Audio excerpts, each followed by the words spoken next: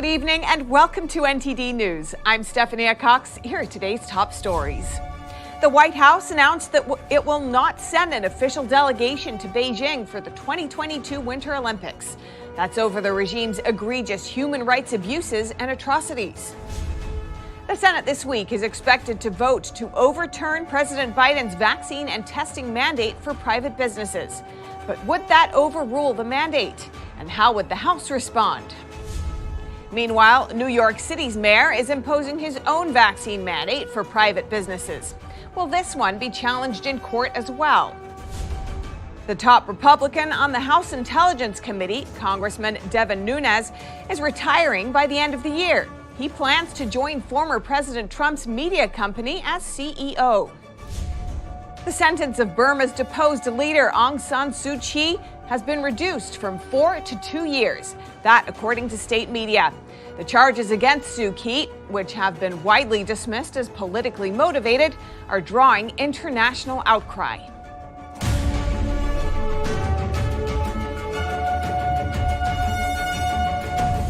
The Biden administration announced today that U.S. officials will not attend the 2022 Winter Olympics in Beijing, citing China's human rights atrocities. This comes after Beijing threatened it would take countermeasures against any such diplomatic boycotts. The White House made the announcement on a diplomatic boycott just 60 days before the 2022 Winter Olympics are set to begin in Beijing. The Biden administration will not send any diplomatic or official representation to the Beijing 2022 Winter Olympics and Paralympic Games, given the PRC's ongoing genocide and crimes against humanity in Xinjiang and other human rights abuses. Psaki said that the administration will fully support the athletes on Team USA, but they will not be contributing to the fanfare of the Games. U.S. diplomatic or official representation would treat these games as business as usual in the face of the PRC's egregious human rights abuses and atrocities in Xinjiang, and we simply can't do that. Psaki emphasized that the U.S. has a fundamental commitment to promoting human rights. Earlier on Monday, Chinese Foreign Ministry spokesman Zhao Lijian threatened that Beijing will take resolute countermeasures if the U.S. insists on the boycott. He also implied that the move would affect cooperation between China and the U.S. in important areas. Our view is that cooperation on transnational issues is not a favor to us. It is not a transaction. The White House announcement doesn't come as a surprise, as President Biden said last month that he was considering a diplomatic boycott. Secretary of State Antony Blinken also said that the U.S. has been consulting with allies and partners on a shared approach to the Beijing Games out of concerns over China's human rights record. Last Friday, Lithuania confirmed a diplomatic boycott of the Games. Australian Prime Minister Scott Morrison has said that he's considering a similar move. Incoming German Foreign Minister Annalena Baerbock is also floating the idea. Russian President Vladimir Putin is the only leader of a major country who has accepted China's invitation to attend the Winter Olympics. The pressure to boycott the Games is mounting, especially over China's treatment of tennis player Peng Shuai, a three-time Olympian. In November, Peng accused a former high-ranking Chinese official of pressuring her into sex. She was silenced on social media and disappeared from public view for 2 weeks, prompting concerns over her safety. Human rights groups welcomed the boycott but said Washington could do more to hold China accountable. Multiple circuit courts have already halted OSHA's vaccine mandate for private businesses, but the Biden administration is sticking by it. The Senate is expected to vote this week on whether to overturn the regulation. NTD's Melina Weiskup reports. The effort is led by Senator Mike Braun from Indiana. He's able to force the vote under the Congressional Review Act, a law that allows Congress to disapprove of an executive branch regulation. All 50 Republicans are supporting it, and one Democrat Senator, Joe Manchin, is backing the effort. Manchin wrote in a statement that he does not support vaccine mandates on private businesses, and that the government should incentivize, not penalize, private employers who are responsible for protecting their employees. Support from Manchin, along with all Republicans, means that the resolution is likely to pass the Senate, but its fate is uncertain in the House. That's because House Speaker Nancy Pelosi would have to bring the resolution to the floor for a vote. And if the House did pass this resolution, it would ultimately be up to the president to sign it, overturning his own mandate. Senator Mike Lee called this a defect since, quote, the same president who abuses his executive power as this president has with these mandates is certain to veto. President Biden's vaccine and testing mandates for private businesses was supposed to take effect on January 4th, but as it faces lawsuits from multiple states, that federal rule is, for right now, on hold. Reporting in Washington, D.C., Melina Weisskopf, NTD News. And New York City's Mayor Bill de Blasio today announced a similar mandate for private businesses. It will take effect just 1 week before the mayor leaves office and will apply to every private business in the city. NTD's Arian Pazdar has the details. It doesn't matter if you work in a deli or in one of the many office buildings here in New York City. If you want to keep working in person, you'll have to be vaccinated by the end of this month. Now, this newest mandate is going to affect almost 200,000 businesses across the city. The mandate will affect every private business with more than one employee. People who work remotely will not have to be vaccinated. The mayor made 3 points why he thinks it's important to take this step. Because of Omicron and that likely very high-level transmissibility, because of the colder weather, and because of the holiday gatherings. That's a triple threat, and we need to be aggressive. On the federal level, lawmakers are debating the legality of the OSHA mandate for private businesses. Alan Morrison, a professor of constitutional law, told me he thinks that a state does have the right to issue such a mandate. And de Blasio said he did talk with Governor Hochul before issuing the order. But Morrison also says he thinks that small businesses in New York probably won't even challenge the mandate in court. They will not do it on their own. Of course, there could be a small business association that could do it. The question is whether they want to do it and whether they want to spend the money and get the adverse publicity. In other parts of the country, without naming them, the publicity would be very good for the small businesses. I don't think they'll be so good for the small businesses in New York. He says most New Yorkers are probably in favor of the mandate, which is why the publicity would be bad for the businesses. I talked to a few people to see what they think. I think that if everyone was vaccinated, it could help avoid people getting infected. It's as simple as that. It's a new normal. Everybody got to do it. We are all very close together here in New York City, so I think it's a good thing. It's not clear yet how high the fines for non-compliant businesses will be. More details will be issued on December 15th. Arian Pastar, NTD News, New York. So far, 70% of New Yorkers are fully vaccinated. And in the past few days, around 30 people in the city were admitted to the hospital with COVID. And the Department of Justice has engaged Texas in another legal battle over voting rights. This time, the DOJ is accusing Texas of diluting the voting power of minorities. NTD's Miguel Moreno tells us more. For the second time this fall, the Department of Justice sues the state of Texas, again accusing it of violating the Voting Rights Act. Our investigation determined that Texas's redistricting plans will dilute the increased minority voting strength that should have developed from these significant demographic shifts. Texas added nearly 4 million people in a decade between 2010 and 2020. According to the Texas Tribune, minorities accounted for 95% of that population boom. The DOJ says this change isn't properly reflected in the new redistricting maps passed by the GOP majority legislature and signed by Republican Governor Greg Abbott. The maps reflect a decrease in the minority population in some districts. For example, State House District 31 had a Hispanic population of about 80%. Anglo population, 16.5%. The new map shows a decrease in the district's Hispanic population by about 8 percentage points, and the Anglo population's gone up by about 8 percentage points. The lawsuit cites other examples which the DOJ considers the diluting of minority voting power, some of which allegedly occurs in congressional districts. Texas Attorney General Ken Paxton responded with a tweet. The Department of Justice's absurd lawsuit against our state is the Biden administration's latest ploy to control Texas voters. I'm confident that our legislature's redistricting decisions will be proven lawful. The complaint asks the court to prohibit Texas from conducting elections under the challenge plans and asks the court to order Texas to devise and implement new redistricting plans that comply with Section 2 of the Voting Rights Act. The U.S. Supreme Court ruled in 2019 that it won't referee map drawing that benefits a political party, but the federal courts are open to claims of racial discrimination. Miguel Moreno, NTD News. Republican Congressman Devin Nunes is retiring from Congress in a few weeks. He will become the CEO of former President Trump's media company. Trump Media and Technology Group, or TMTG, said in a statement today that Nunes has been selected to join the company as chief executive officer. Trump, who's the chairman of the company, said Congressman Devin Nunes is a fighter and a leader.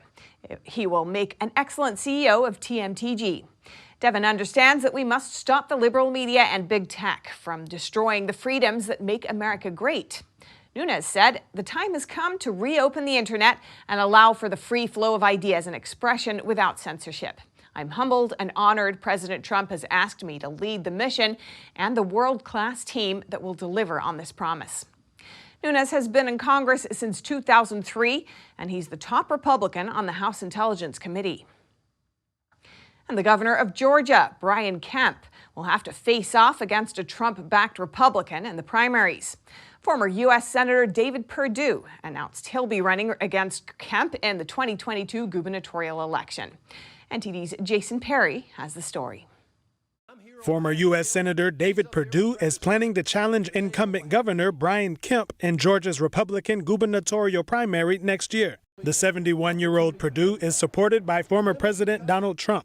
He was elected senator in 2014, but lost his seat in 2020. Kemp's spokesperson Cody Hall says Perdue is running for governor only to soothe his own bruised ego. Perdue blames Kemp and Secretary of State Brad Raffensperger for the division in Georgia.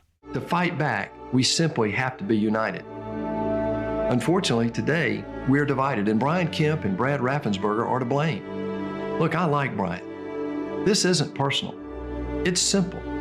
He has failed all of us and cannot win in November. Kemp is seeking a second term as Georgia governor. Whoever wins the Republican primary will likely face off against Democrat Stacey Abrams, who currently has no declared opponents from her own party. Trump says it'll be difficult to beat Abrams with Kemp, adding that his base won't vote for Kemp after what he did with respect to election integrity and 2 horribly run elections. Georgia's Republican primaries will take place on May 24th next year. Jason Perry, NTD News. Bob Dole's casket will lie in state in the U.S. Capitol on Thursday. Dole was a former senator and World War II veteran who passed away on Sunday at the age of 98. The commemoration in the Capitol will include a formal arrival and departure ceremony. President Biden ordered the U.S. flags at the White House and federal buildings to be flown at half-staff until sunset on Thursday. The order also applies to military posts, naval stations, vessels, and embassies. Dole fought in Italy during World War II. An explosion left his right hand virtually useless for the rest of his life. He then represented Kansas for 36 years on Capitol Hill, where he also served as Senate Republican leader for years. He was President Gerald Ford's running mate in 1976 and ran for president in 1980 and 1988, finally winning the Republican nomination in 1996. Dole announced in February this year that he'd been diagnosed with stage 4 lung cancer. And President Biden is again urging the Senate to pass his Build Back Better bill. He promotes the bill as a way to lower prescription drug prices and lists 3 things the bill would do to make it happen. NTD's Allison Lee has the details. President Biden says his Build Back Better bill would be able to lower prescription drug prices, especially the price of insulin used to treat type 1 diabetes. The bill would do 3 things. First, we're going to cap cost sharing for insulin at $35 per month. That means you can't get charged more than $35 at a pharmacy counter for your insulin. That's across the board, whether you get health insurance through your private policy, the Affordable Care Act marketplace, or through Medicaid. Second, Biden says the bill would help people get health insurance. He asked people to visit healthcare.gov to see the options, some of which can cost less than $10 a month. And third, the bill would punish drug companies that increase prices with no oversight. Going forward, drug companies that increase their prices faster than inflation are going to face a steep excise tax. In other words, if you're saying to drug companies, if you're finally doing it because to be accountable, when your prices to the American people go up, you're going to be accountable. The House has already passed the Build Back Better bill. Biden is urging the Senate to pass it as well. Allison Lee, NTD News. The Remain in Mexico policy is reinstated today after a federal court ordered the Biden administration to do so. NTD's Jason Perry has the story. Migrants will now have to wait on the Mexican side of the border for asylum hearings in the U.S. Immigration Court. That's because a lawsuit filed by Texas and Missouri forced the Biden administration to reinstate the Remain in Mexico policy, also known as Migrant Protection Protocols. Under the Trump administration, illegal immigration decreased significantly when the policy was first implemented in 2019. Biden suspended the Remain in Mexico policy on his first day in office, and during the past few months, Customs and Border Protection agents have seen record numbers of illegal immigrants. On average, there have been about 200,000 encounters at the border per month since June. I didn't come to stay in Mexico. Since I departed Honduras, since I left Honduras, I have said I am going to the United States. I did not say I was going to stay and live in Mexico. The immigration office tells us that we have to stay in Mexico applying for asylum. And when you get here, you are disappointed. It is sad. They didn't sort anything out for us over there. That is why I'm going back to my country. The first wave to return to Mexico will leave from El Paso, Texas on Monday, according to a U.S. official who spoke on condition of anonymity. All return trips will eventually take place at 7 border crossings in California, Arizona, and Texas. And everyone returning to Mexico will be vaccinated against COVID-19. Although the Department of Homeland Security has re-implemented the policy, the Biden administration still seeks to end it in a way that will survive legal scrutiny. Jason Perry, NTD News. State television in Burma, also known as Myanmar, has announced that the sentencing of deposed leader Aung San Suu Kyi has been reduced from 4 to 2 years. Suu Kyi was ousted in a military coup in February this year. The charges against her have been widely dismissed as politically motivated. NTD's Grace Coulter has the details. Protests have broken out across Burma. This is in response to the sentencing of the country's deposed leader, Aung San Suu Kyi. Suu Kyi was sentenced Monday to 4 years in detention for inciting dissent against the military and breaching pandemic restrictions. According to state television, her sentence was later reduced to 2 years in a partial pardon. The sentencing is drawing international outrage, the UN High Commissioner for Human Rights describing the trial as a sham, and Human Rights Watch official Phil Robinson calling it ridiculous and politically motivated. The sentences themselves are ridiculous. You're talking about inciting public unrest, which is, something that the military has just made up. Again, you have her being cited for violating COVID regulations because a rally waved at her. I mean, there was plenty of people campaigning back in November 2020 for election, and it was candidates from all parties. But what we see is selective persecution and selective prosecution. The United States condemned Suu Kyi's conviction as unjust and called it an affront to democracy and justice. In addition, the U.S. is demanding the immediate release of Suu Kyi and other elected officials who were detained during the coup in February. In a statement Monday, U.S. Secretary of State Antony Blinken said the regime's continued disregard for the rule of law and its widespread use of violence against the Burmese people underscore the urgency of restoring Burma's path to democracy. The Burmese generals who seized power and detained Suu Kyi, along with officials from her party, have already been sanctioned by the US and other Western nations. Robinson from Human Rights Watch says he believes the Burmese military will continue to pile charges onto Suu Kyi so that she essentially dies in detention. The military hasn't given any details of where Suu Kyi is being detained. Grace Coulter, NTD News. Coming up, in San Francisco, a restaurant refused service to 3 on-duty police officers, saying they felt uneasy around their guns. And store windows in San Francisco are covered with wooden boards instead of holiday decor this year. Police officers are on foot near the shopping districts after rampant looting in the area. That and more in just a moment on NTD News.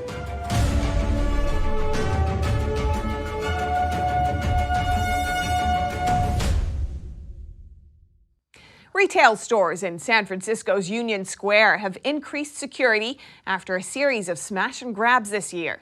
Store windows are covered with plywood instead of holiday decorations. NTD's David Lamb speaks to a Union Square business owner. This year, a walk through San Francisco's popular shopping district can be quite unusual for the season. Visitors won't find windows full of decorations, but rather plywood. The businesses are still open with an abundance of police. Ever since the Louis Vuitton robbery, or however they're referring to it, Union Square has been amazing. The next day, there's like 1,000 cops. One San Francisco native who runs a jewelry store in Union Square says the area is the safest he's ever seen. Every merchant I know loves having the police presence in Union Square. At first, I was mad. I'm like, well, why did it take Louis Vuitton in order for the police to show up and protect all businesses? But now that they're here, I got to be honest with you, I'm not mad. I'm just happy that they're there.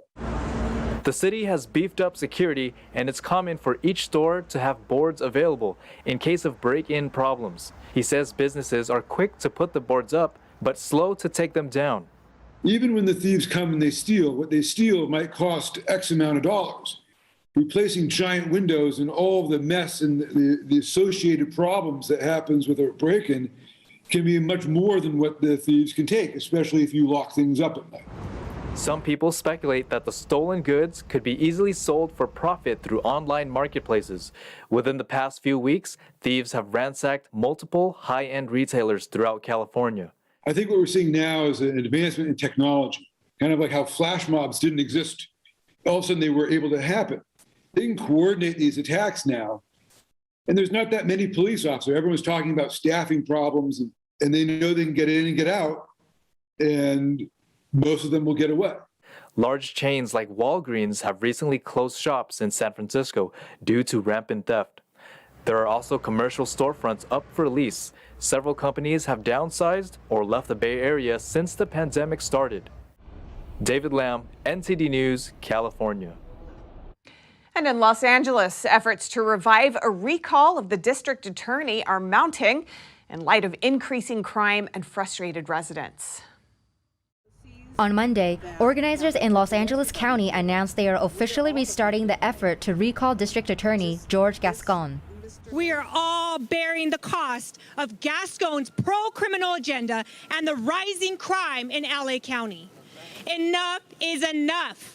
We are determined to restore public safety in Los Angeles. Andrade, co-chair of Recall George Gascon, criticizes the DA for his lenient policies towards her 20-year-old son's murderers. As soon as George Gascon took office, he directed the prosecutors on my son's case to dismiss all the special circumstance charges, which changed everything. They are no longer facing life without parole or the death penalty. Instead, they will possibly be released in 25 years, which, if you ask me, this is not justice for Julian or my family. Instead of following the law, he issued a number of policies immediately after taking that oath to follow the law that violate the law and do not allow for district attorneys to be able to charge people and prosecute people in Los Angeles County as they are throughout the state. We need to see policies that are for the victims and victims' families. Criminals are criminals. They have to be accountable for what they've done. And if they're not and they're released in 5 years' time, then where's the deterrence? Last week, 14 suspects were arrested for smash and grab robberies and released due to zero bail policies. Their next step is to serve Gascon and get their petition approved by the Registrar of Voters of LA County. We've been trying to serve him, and he's just been MIA. We can't find him. He hasn't been home. He's obviously not here. So we're dealing with serving him and trying to find him right now, which that will probably happen within the next 24 hours so that we can get the rest of the time clock going. Foster said this is a nonpartisan effort that focuses on the safety of Los Angeles residents. They expect to have petitions ready by the end of December. They need about 580,000 valid signatures to get his name on the ballot to recall him. Elon Musk's company Tesla is under a regulatory probe. A whistleblower claims the company failed to properly notify its shareholders when it grappled with system-related defects. The U.S. Securities and Exchange Commission disclosed a probe into Tesla's solar panel defects. In response to a Freedom of Information Act request, the commission told former Tesla employee Stephen Henkes in September that they are currently investigating fire risks associated with defects in the solar panel system. Henkes filed a whistleblower complaint about the solar panel systems back in 2019. He was then fired from Tesla in August 2020. He sued the company, claiming the dismissal was in retaliation for raising safety concerns. Moving forward, Henkes and the public will need to wait for the commission to conclude its probe and release the findings. And former news anchor Chris Cuomo, who was recently fired by CNN, announced Monday that he's quit his SiriusXM radio show. Cuomo shared the news in a tweet. The former CNN anchor started off by saying, "The way my time ended at CNN was hard." He explained that while he has a thick skin, he also had a family for whom he says the past week has been extraordinarily difficult. Cuomo went on to say that he will no longer be doing his radio show because he has to take a step back and focus on what comes next.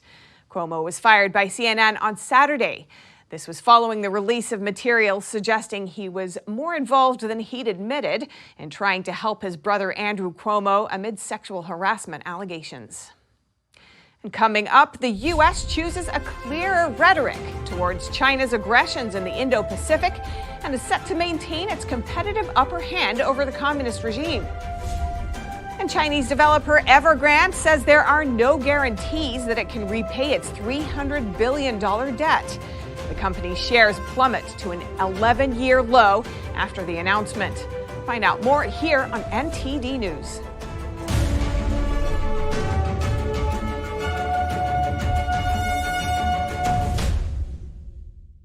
Hello, I'm Mike Lindell, the CEO of MyPillow. Cancel culture has not only affected myself and MyPillow, but millions of you out there. My employees and I want to personally thank each and every one of you for all of your support. At MyPillow, we not only have pillows, but we have hundreds of products, including my new slippers, bathrobes, sleepwear, and my new beds. We're offering the best gifts ever for the best prices ever.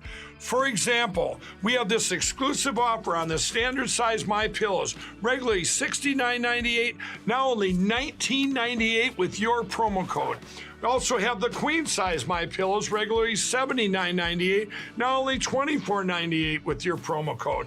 And we have the king size, regularly $89.98, now only $29.98 with your promo code. So go to mypillow.com now and use the promo code on your screen or call the 1-800 number below to receive this exclusive offer. You are not just watching a performance. You are witnessing a culture reborn. Now, you'll see what the modern world has never seen. China, before communism. Shen Yun 2021, live on stage. Get tickets now at shenyun.com.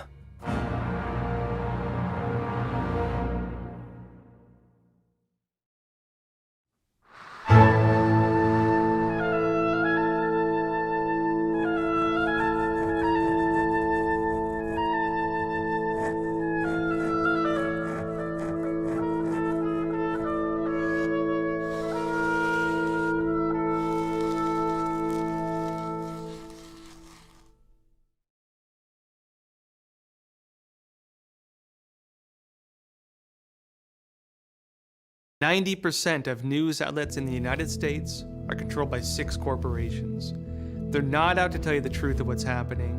They're out to tell you the picture of the world that they represent. The mission of the Epoch Times is to chase the truth, to ground all statements in facts, and prevent people from being misled. This is a battle between truth and deceit. Subscribe today and join the Americans who are seeking truth and tradition. We'd love to have you on board.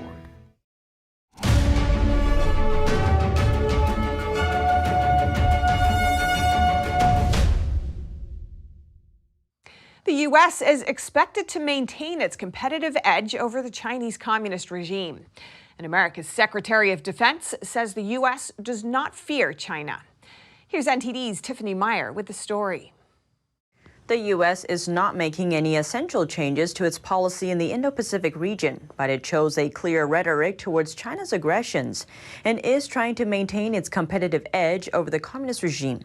To do so, the Pentagon intends to work closer with private industry to develop high-tech systems and strengthen ties with allies.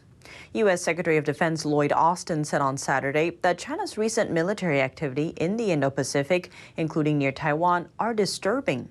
He gave the speech at the Reagan National Defense Forum in California.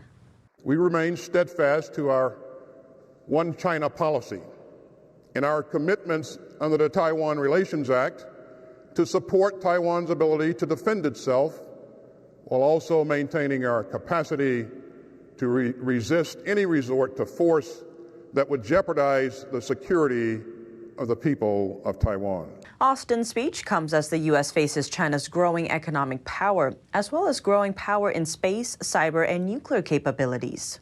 We're clear-eyed about the challenge that China presents. But China's not 10 feet tall. This is America. You know, we have the greatest industry, the greatest innovators in the world, and we're going to do what's necessary to create the capabilities that help us maintain the competitive edge going forward. Austin says the U.S. doesn't want to be in a conflict, but it doesn't fear competition either. No, we're not seeking an Asian version of NATO or trying to build an anti-China coalition. And we're not asking countries to choose between the United States and China. But America isn't a country that fears competition. And we're going to meet this one with confidence and resolve, and not panic and pessimism. Austin adds that he thinks there's a lot of space for diplomacy and leadership to work. China's growing threat may not be confined to the Indo-Pacific and now may be bleeding into the Atlantic. Beijing's aggression has put U.S. authorities on high alert. That says China vows to build a permanent military base thousands of miles outside its borders in an African country on the Atlantic Ocean called Equatorial Guinea. But according to the Wall Street Journal, citing classified U.S. intelligence reports, the effort has alarmed U.S. officials. The suspected base is a large Navy port in the coastal city of Bata. It's situated across the Atlantic Ocean from the east coast of the U.S. and is capable of hosting submarines and aircraft carriers. The base's location and proximity could give the communist regime an upper hand against the U.S. military. The Pentagon and the White House are taking notice. Officials there have urged Equatorial Guinea to reject Beijing's plan. If granted permission, the overseas base would become China's second in Africa. In 2017, it opened one on the other side of the continent in Djibouti, a small nation and a key Red Sea ally to the U.S. in the Horn of Africa. But that's not all China is pushing for. It's also seeking out other base-building opportunities around Africa. The chief of U.S. Africa Command told the Associated Press that the Chinese naval base there concerns him greatly. China Evergrande's shares plunged to an 11-year low today after it said there were no guarantees it would repay its huge debt, currently standing at more than $300 billion. Today marks the end of a 30-day grace period on a payment it owed of tens of millions of dollars. Evergrande has now set up a risk management committee seeking to restructure its debts. It says the committee includes state officials who would help it mitigate future risks. Beijing's central bank has tried to reassure the market, saying that housing sales, land purchases, and financing have already returned to normal in China. If Evergrande were to fold, it could trigger a wave of defaults that would ripple through the country's property sector and beyond. A San Francisco restaurant decided to refuse service to 3 uniformed police officers after seating them, saying the officers' weapons made them uncomfortable. The decision sparked a flurry of social media comments, as well as a response from the San Francisco police chief. NTD's Jason Blair has the story. Here in San Francisco, the restaurant on the corner here behind me had seated 3 uniformed police officers, only to shortly later ask them to leave, which the officers did. The staff cited that they felt uncomfortable being around the officers' weapons. The restaurant named Hilda and Jesse posted an explanation of the incident on their Instagram account a day afterward, saying, "The restaurant is a safe space. The presence of the officers' weapons in the restaurant made us feel uncomfortable. We respect the San Francisco Police Department and are grateful for the work they do. We welcome them into our restaurant when they are off duty, out of uniform, and without their weapons." The restaurant explained their choice to local ABC7 News. It's not about the fact that we are anti-police. It is about the fact that we do not allow weapons in our restaurant. We were uncomfortable, and so we politely asked them to leave. The San Francisco police chief responded to the incident on Twitter, saying, "The San Francisco Police Department stands for safety with respect, even when it means respecting wishes that our officers and I find discouraging and personally disappointing. I believe the vast majority of San Franciscans welcome their police officers, who deserve to know that they are appreciated for the difficult job we ask them to do, in their uniforms, to keep our neighborhoods and businesses safe." On Sunday, the restaurant issued an apology on their Instagram account, saying, "We made a mistake and apologize for the unfortunate incident on Friday. We hope this will be a teachable moment for us as we repair and continue to build bridges with the SFPD. These are stressful times and we handled this badly." Now, the incident did stir up a lot of comments on social media. Yelp is currently restricting any further reviews on the restaurant's page. Jason Blair, NTD News, San Francisco. An Ohio-based missionary group says that a violent gang in Haiti has released 3 more hostages. A U.S. official says that 2 of them are American, a young child and mother. The released hostages are from a group of 17 missionaries from Christian Aid Ministries, 16 Americans and 1 Canadian. Among the kidnapped are children and teenagers. A statement from Christian Aid Ministries says the released hostages are safe and in good spirits. The statement also says they are unable to provide the names of the people or the circumstances of the release. The 400 Moazo gang kidnapped the missionaries in mid-October. 2 of the hostages were released last month. The leader of the gang has threatened to kill the hostages unless his demands are met.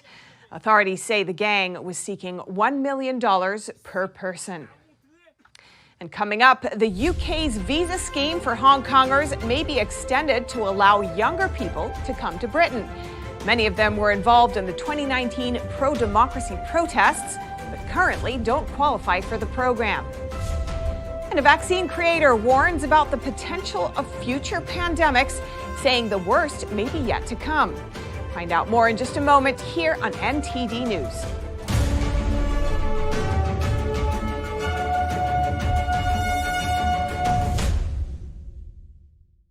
The UK's visa scheme for Hong Kongers may be extended to allow younger people to come to Britain. MPs are proposing an amendment that would extend the visa scheme to 18 to 24-year-old Hong Kongers, many of whom were involved in the 2019 pro-democracy protests. NTD's Jane Werrell has more.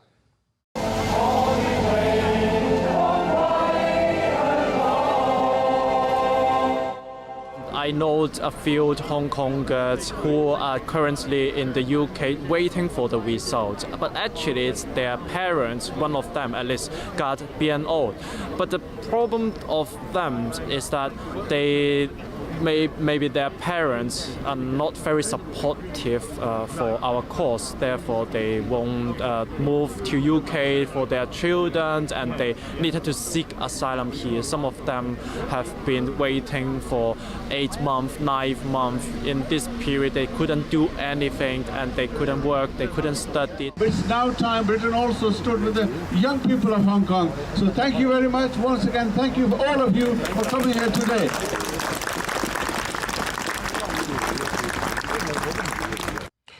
the creators of the Oxford AstraZeneca vaccine warned against the unknown potential of future pandemics. She also called for more funds for pandemic preparation. But the truth is, the next one could be worse. It could be more contagious or more lethal, or both. We cannot allow a situation where we have gone through all we have gone through and then find that the enormous economic losses we have sustained mean that there is still no funding for pandemic preparedness.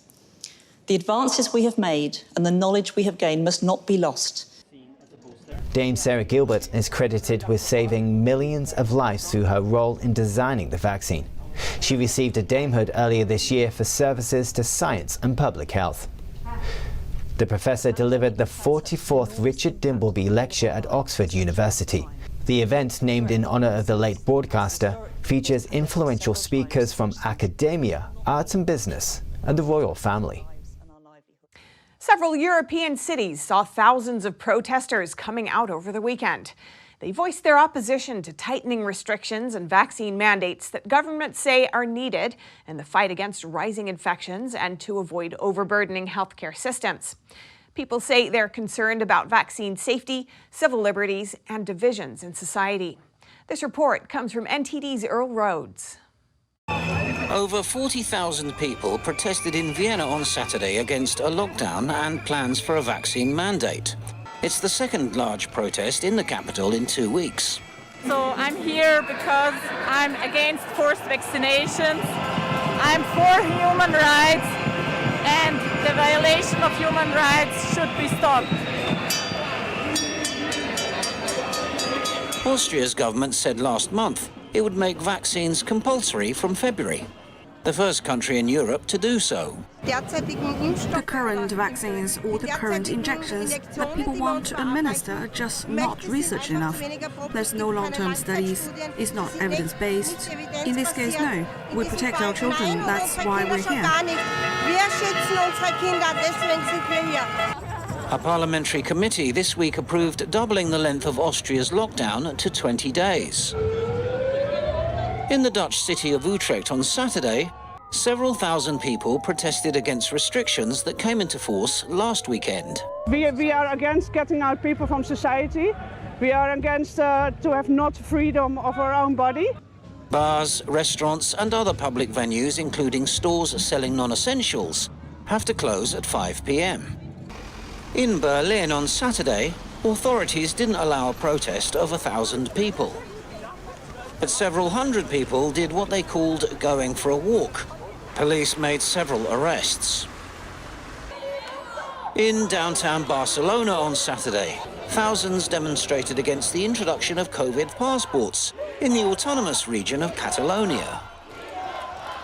COVID certificates will be needed to enter bars, restaurants, gyms and care homes. You must also take into account that a big percentage of patients arriving at emergency units are because of side effects from the vaccines. Doctors who are sincere and open to speak say that 10% of those patients are because of the side effects of the vaccines, which in truth aren't vaccines. We all know that. Some held signs like, "It's not a vaccine, it's an experiment," and "I want to hug my colleagues." People shouted freedom. And on Sunday in Brussels, thousands of people marched through the streets in opposition to the government's COVID restrictions. New measures include mandatory mask wearing for Belgium's primary school children. A vaccine pass is required to enter many public places, including bars and restaurants. Many protesters denounce what they see as increasing pressure to get vaccinated if they want to be part of society. The pressure is enormous from peers, from neighbors, from colleagues, from friends, even inside families and couples. So I think the pressure is enormous. There is a big divide in the population, and that's why I'm here. Leading the march were firemen and nursing staff. Health workers face suspension if they don't receive a COVID-19 vaccine by January the 1st. The protest turned ugly when riot police tried to block demonstrators, some of whom threw flares. Riot police used water cannons to try to disperse them. Earl Rhodes, NTD News. Coming up, in one Northern California regional park, people are seeing fewer hibernating ladybugs this year. Normally, there are thousands. Sometimes the best gift isn't an item, but an experience. A pottery lesson might be the way to go for someone who's hard to buy for. Find out more in just a moment here on NTD News.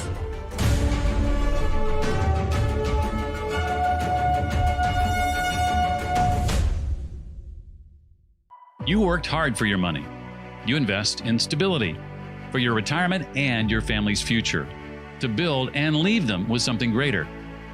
The next unprecedented financial crisis, political misstep, or unstable government can depreciate it all away. It was called the gold standard for a reason, the financial preservation of tomorrow. Diversify your assets against inflation, market volatility, and the unknown with real money. Hedge your wealth with the purest form of money, physical gold and silver. Because any currency printed on paper can be manipulated. What's backing up your IRA? Do what you need to do right now to be prepared with the Reagan Gold Group. Visit now, rggusakit.com, or call us at 866-912-1384. Receive up to $2,500 in free silver coins and a free safe with your new precious metals IRA. Call now.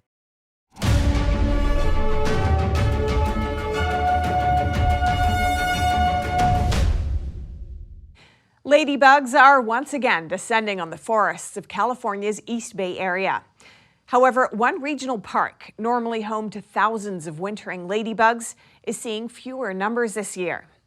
We hear more from NTD's Cynthia Kai. The Reinhardt Redwood Regional Park in Oakland, California is a popular spot for thousands of wintering ladybugs to gather. The ladybugs congregate here to hibernate. However, an East Bay Regional Park District naturalist said that he has seen fewer ladybugs this winter. Because their main food source, aphids, it's wintertime, so the aphids die off. So the ladybugs are looking for a place to hibernate. So what we think is happening is they're taking the wind currents that helps blow them up and up into the hilly areas, and then they come down into places like this.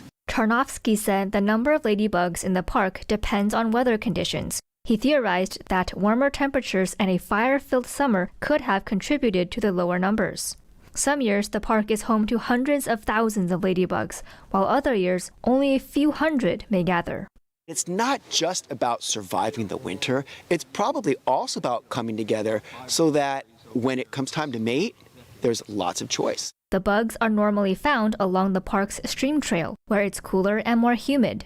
I think over time there's more and more people that learn about the ladybugs, and if there's press about it, then of course that can really increase that. He says the red and black bugs often attract more park visitors during the winter months. And it just smells so good, and it's just like the most peaceful environment. You come here often? Yeah. This is definitely our go-to spot. We're from Vacaville, so it's a bit of a drive, but I always ask my partner, can we go here? This is my favorite. Others shared that they visit the park for special occasions. It is easily accessible for me in Oakland, and it's really pretty. There's a nice hike through here, and I've taken my kids here in the past, and also a friend of mine got married out here. So it's a nice memory to come out here and remember those kind of celebrations. Visitors said that they were happy to hear the ladybugs are back in the park for another winter. Park naturalists and park rangers encourage people to come out to the East Bay parks to enjoy the sights and sounds of nature, while also remaining respectful of the wildlife. Reporting in Oakland, California, Cynthia Kai, NTD News. Are you trying to find that special Christmas gift for someone in your life? Have you thought about a pottery lesson? It's not your usual gift and could be fun. NTD's Neil Woodrow sits at the wheel for a tester session. So I'm here today at Studio Pottery London, and I'm here with Gregory, who's going to guide me my first ever attempt at working with the clay on the wheel, otherwise known as throwing. Let's see how it goes. Gregory began pottery aged 15 and was apprenticed to Mary Boyce Adams née Gibson Horrocks, a pupil of Bernard Leach. He says teaching ought to build a solid foundation of patient repetition and mastery of small detail, so that mind, eye, heart and hand ultimately work as one. In this introductory session, Gregory first goes through the routine. The clay is first prepared in a method called ox-head wedging to blend the clay and release air bubbles. Then he separates off 1 pound balls of clay and they are slapped into shape. Just shape that into a ball. Next, Gregory moves to the wheel for the demo. Getting the clay exactly central is crucial. So if you watch me now, I am squeezing and moving my hands upwards and tilting my left hand in to make a cone. So I'm gathering up the clay into the top, where it's at the top of the cone where it's becoming centered. Then the cone is pushed down. And then with one fluid movement, I tuck my right hand over the top of the cone, so the top of the cone is held by the fleshy part of the thumb, because I'm now going to be pushing down with the right hand, levering down with the left, and as I lean into it with my body, I'm slightly opening up my fingers so the clay connects. And the image that I always use, for better or for worse, is that of a scone. So it looks a bit like a scone on the wheel. After twice more, the clay is centered. A well is made using the thumbs to set the level of the base. A gentle hug is applied to stop it from flaring out too much. So that's tilting it in. And the wheel is slowed down, ready to shape the pot. And I come to the top, the rim, and I just gently lift off. This process is continued until the desired height is achieved. Then some tidying up and you have it. Now it's my turn. How's that? That's perfect. So now push down, that's it, that's perfect. And open up the fingers a little bit. That's it, let's have a look. Much, much better, well done. Now, you're going to now open out the base. So the thumbs are just going to draw, that's it, perfect. Well done, really good. That's it. And that's sufficient. Stop. Well done. Did that really well. Keep the wheel spinning though. Just keep going with that. And remember, just hold it steady when you come up to the rim. Don't release immediately. Yeah. Just to stop you from whisking off too soon. And hold it steady at the rim and gentle upwards release. Yeah, just steady it a little bit like that. Just collar it slightly where you slightly knocked it. Just fractionally. Well done. Look at that. Cutting the pot in half allows you to examine your work. You can see that it's a little thicker in the base, but quite even. Okay. So well done. All we need is a little bit more pressure here to bring that clay up from the bottom there up. So we could probably get another ½ centimetre or so. Yeah. But you did really well on your first piece. You're right. Breathe. Thank you very much. It's a pleasure. It's been great to do this, and you know, it's so easy to do. Actually, obviously you've got good help here. But I'm sure that if you were thinking of gifting this as a Christmas present to somebody, it's a good idea. It's a lot of fun, and you get something at the end of it. Well, as long as you don't cut it in half, of course. Participants normally produce 3 pots in their first class. One is left for glazing and firing in the oven for you to keep. There are pottery classes covering most of the UK. Neil Woodrow, NTD News. And that's all for today's news. Thanks for tuning in. I'm Stephanie Cox.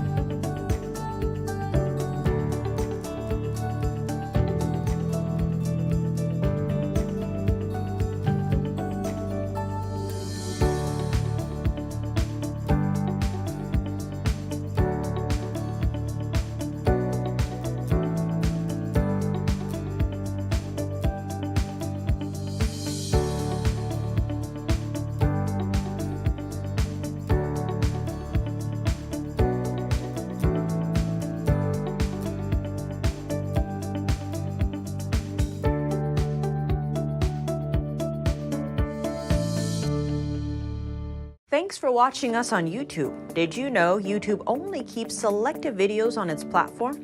So if you want to make sure you get the full picture, just subscribe to our newsletter. Go to newsletter.ntd.com and sign up. It's free.